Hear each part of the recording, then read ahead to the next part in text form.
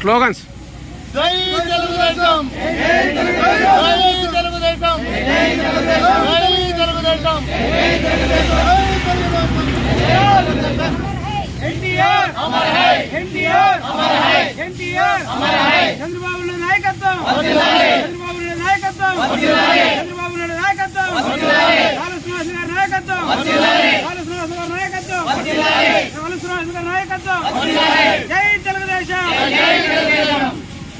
Telugu Desam party ఆవిర్భవించి 40 సంవత్సరాలు complete అయ్యి 43వ సంవత్సరంలో అడుగు పెడుతున్న సందర్భంగా ఈరోజు Telugu Desam party parliamentary in-charge Nagilla Raju ఆధ్వర్యంలో ఈరోజు జెండా కార్యక్రమాన్ని నిర్వహించడం జరిగింది.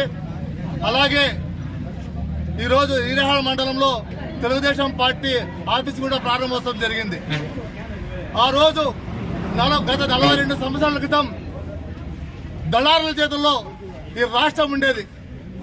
ఆ రోజు నందమూరి తారక రామారావు గారు బడుగు బలహీన వర్గాలకి చట్టసభల్లో సమాన హక్కు కల్పించాలని, అలాగే చట్టసభలకి బీసీలు, మైనార్టీలు, బడుగు బలహీన వర్గాలు, ఎస్సీ ఎస్టీ మైనార్టీ వాళ్ళందరూ కూడా శాసనసభలో కూర్చోవాలని చెప్పి, చట్టసభలో కూర్చోవాలని చెప్పేసి ఆ రోజు గొప్ప ఆలోచనతో తెలుగుదేశం పార్టీ ఆవిర్భావం జరిగింది.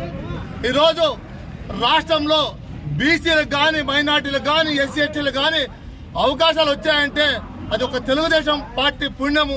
అది చంద్రబాబు నాయుడు గారు, రామారావు గారి ఆశీస్సుల వల్ల వచ్చిందని చెప్పేసి సందర్భంగా తెలియజేసుకుంటున్నా.